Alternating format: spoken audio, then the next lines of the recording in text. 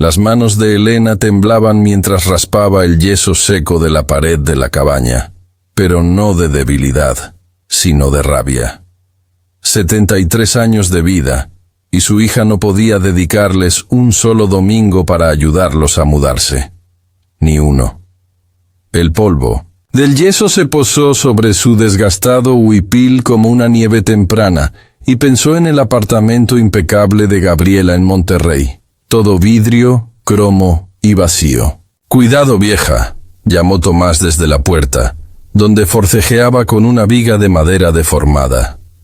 Su voz tenía la misma dulzura de hacía 50 años, cuando se habían casado en la iglesia que ya no existía. «Esa pared parece lista para caerse». «Que se caiga», murmuró Elena, pero se echó atrás de todos modos.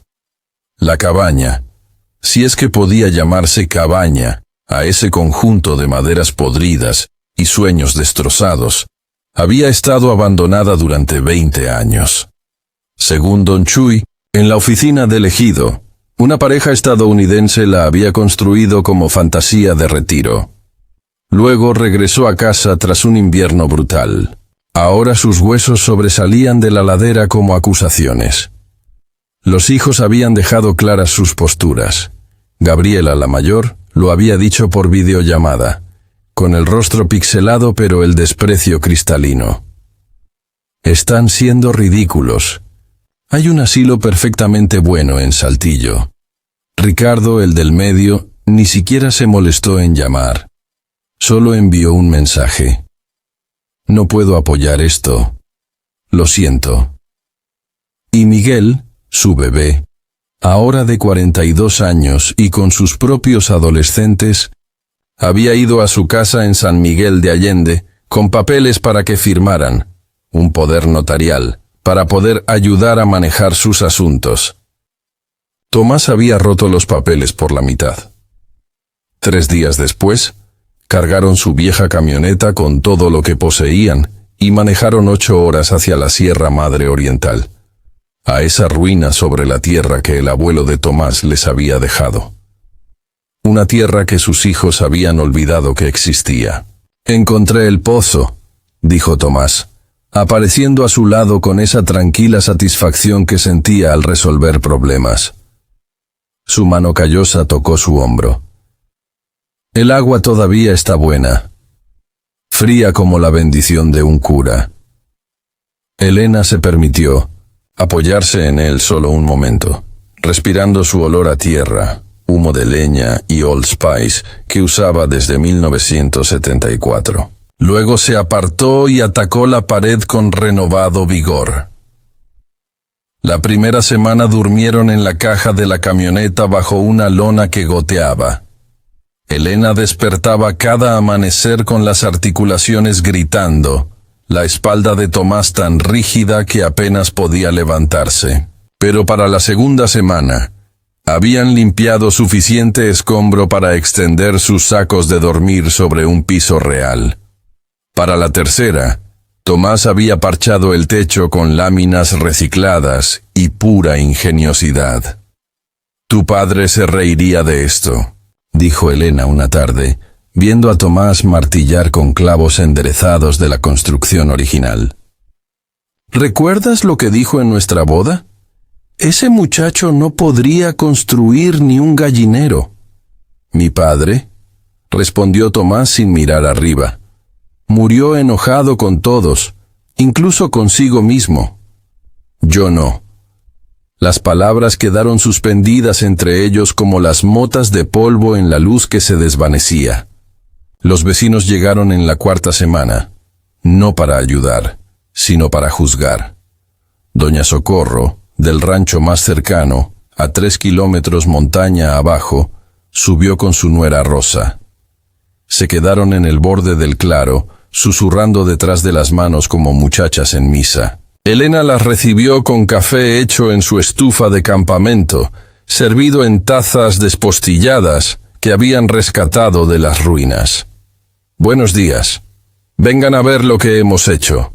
Los ojos de Doña Socorro recorrieron el techo parchado, las ventanas despejadas, el pequeño huerto que Tomás ya había preparado.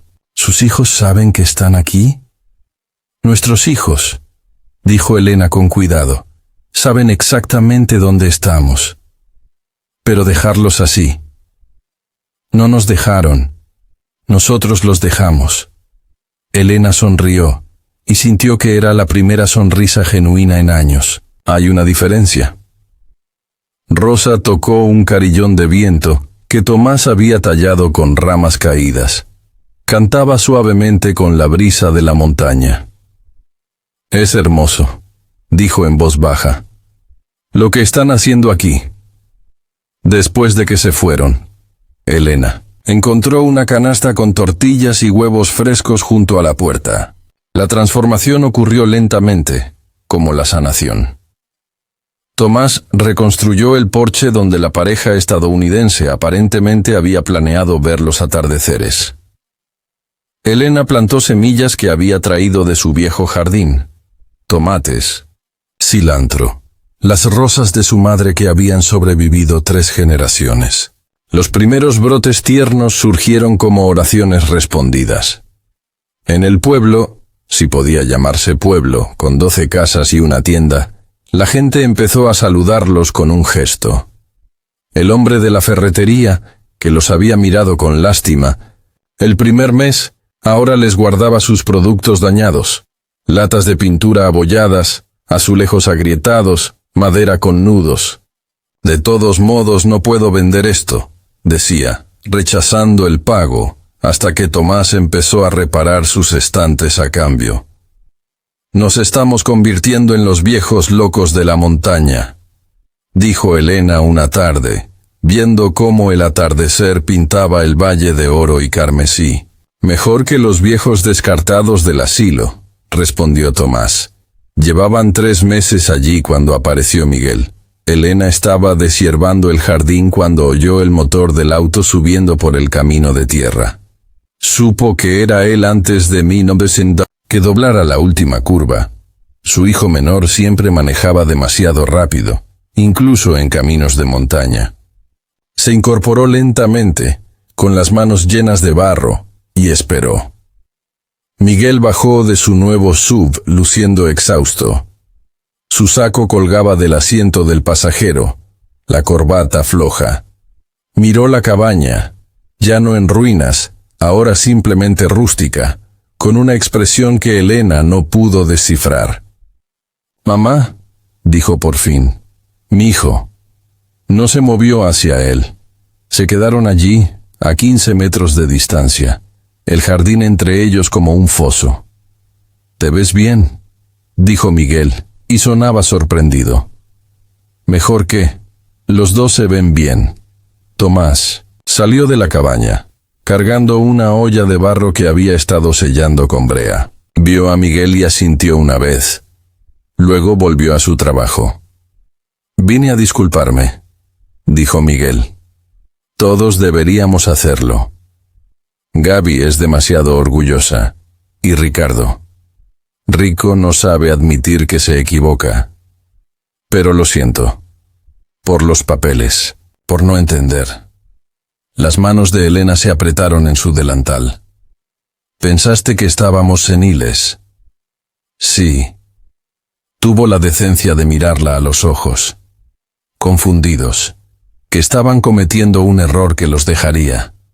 Pensamos que se congelarían aquí, se enfermarían, morirían solos.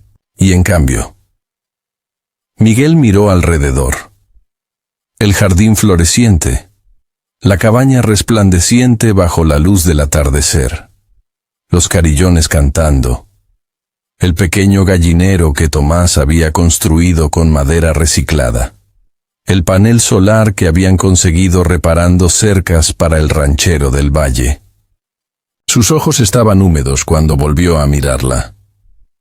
En cambio construyeron un paraíso. «No es un paraíso», dijo Elena. «El techo todavía gotea cuando llueve fuerte. La estufa apenas funciona. Comemos frijoles y arroz la mayoría de las noches. Me duele la espalda cada mañana». Hizo una pausa. «Pero es nuestro, lo elegimos, lo construimos, y nadie puede quitárnoslo. Lo sé, dijo Miguel secándose la cara. ¿Puedo ver por dentro? Elena asintió. La cabaña era pequeña, una habitación principal dividida por una cortina, una cocina en un rincón, un baño que Tomás había hecho funcionar a pura terquedad ingeniosa.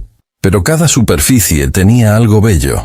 Piedras de río lisas en el alféizar, flores secas colgando de las vigas, una mesa que Tomás había construido con roble caído, 2 sillas que habían rescatado y restaurado.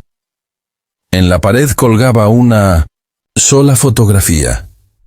El día de su boda, hacía 50 años, ambos increíblemente jóvenes. ¿Cómo supieron?, preguntó Miguel. ¿Que podían hacer esto? No lo sabíamos, dijo Tomás hablando por primera vez. Solo sabíamos que no podíamos dejar que nos guardaran como muebles rotos.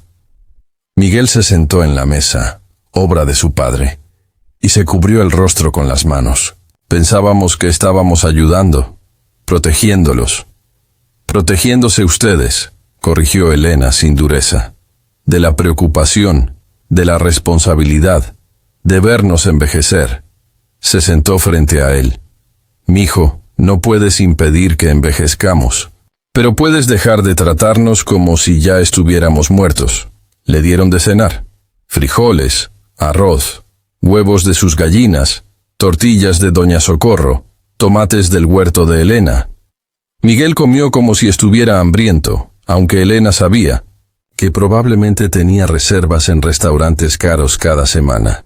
¿Les dirás a tu hermana y a tu hermano?, preguntó Elena cuando se preparaba para irse. Sí, dijo, de pie junto a su sub, las llaves en la mano. Tienen que ver esto. Lo que han hecho, lo que casi destruyeron. Lo habríamos hecho de todos modos, dijo Tomás, con o sin su bendición. Lo sé. Miguel abrazó a su padre. Un abrazo largo que olía a colonia cara y aire de montaña. Luego abrazó a Elena, y ella sintió que él temblaba. Estoy orgulloso de ustedes, de los dos.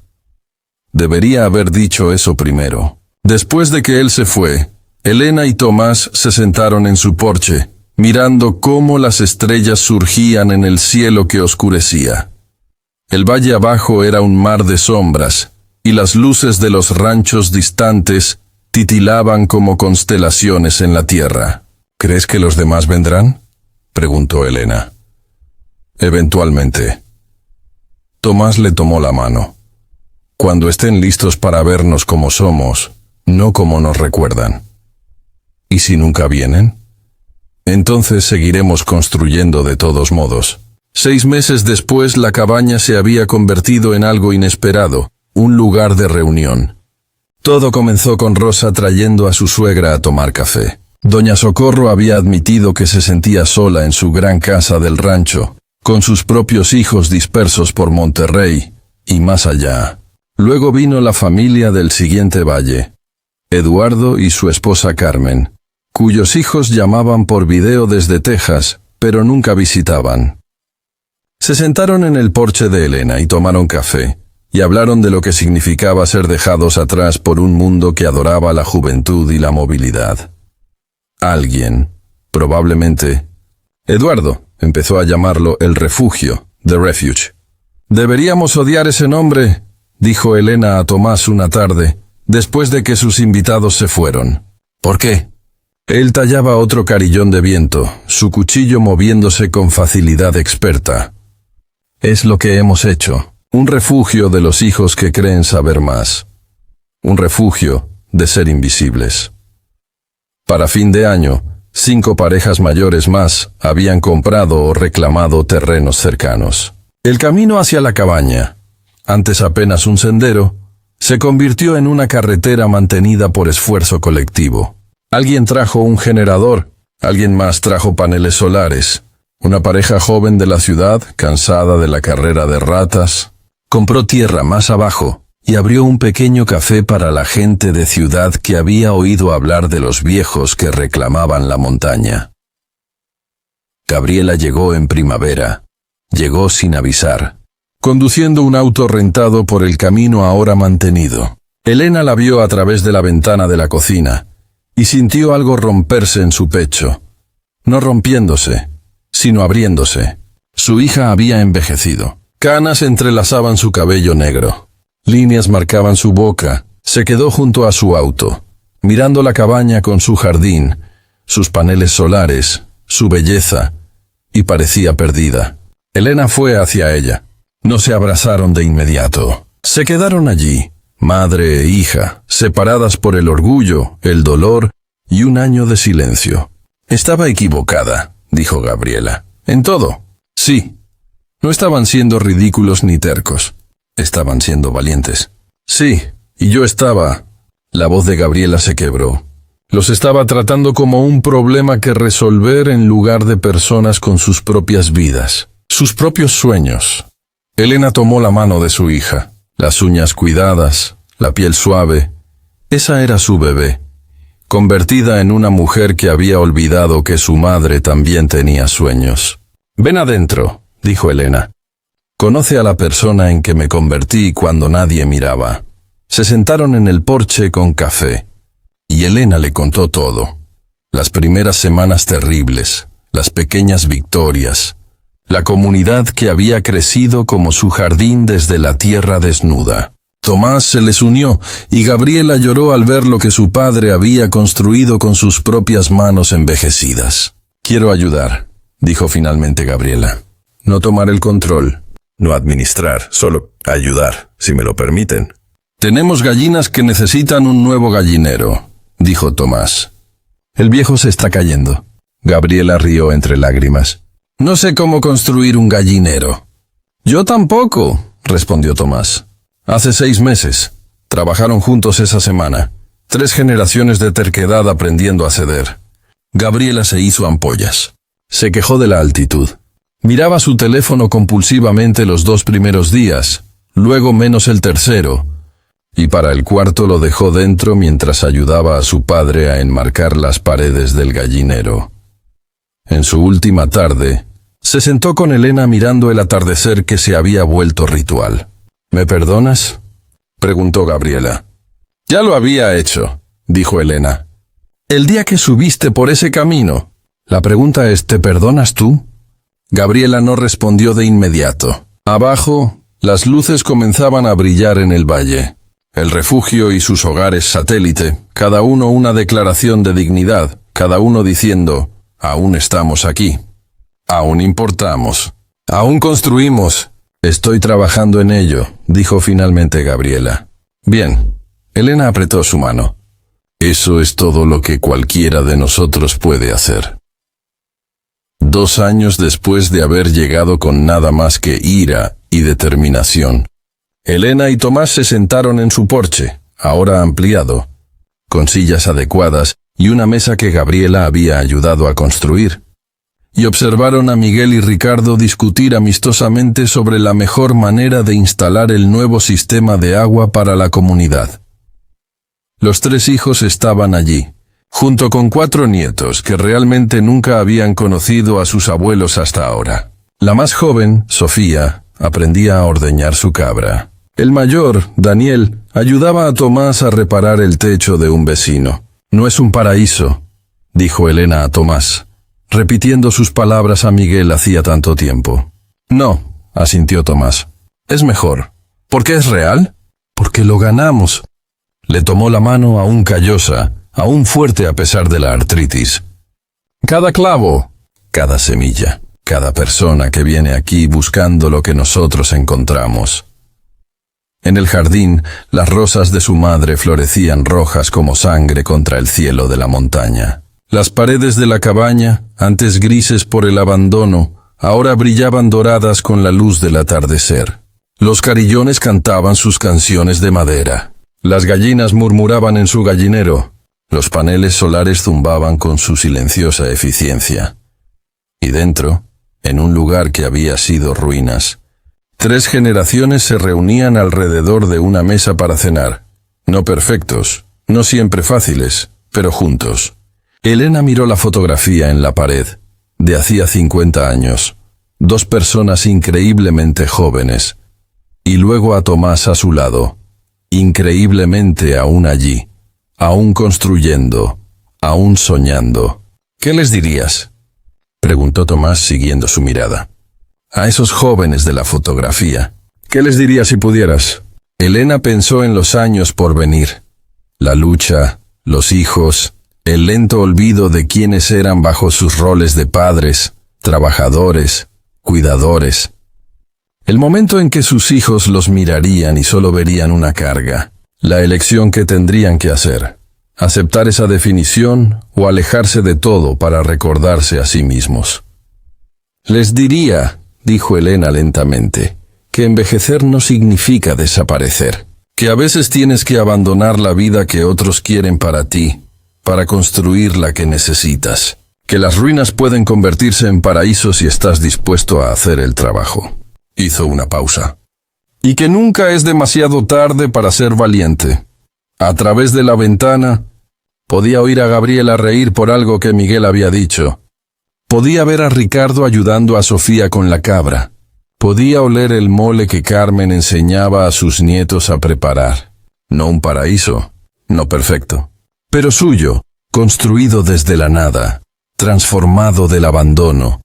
Prueba de que las manos viejas aún podían crear belleza, de que los corazones descartados aún podían latir con propósito, de que los capítulos finales podían ser los que uno mismo escribía. Tomás alzó su vaso de agua de su pozo, fría como la bendición de un cura, dulce como la redención. Por las ruinas, dijo. Por el paraíso, respondió Elena. Por la diferencia, dijeron juntos. Y bebieron profundamente de la vida que habían construido piedra a piedra, decisión a decisión, amanecer tras amanecer de montaña, en la tierra del silencio que había aprendido a cantar.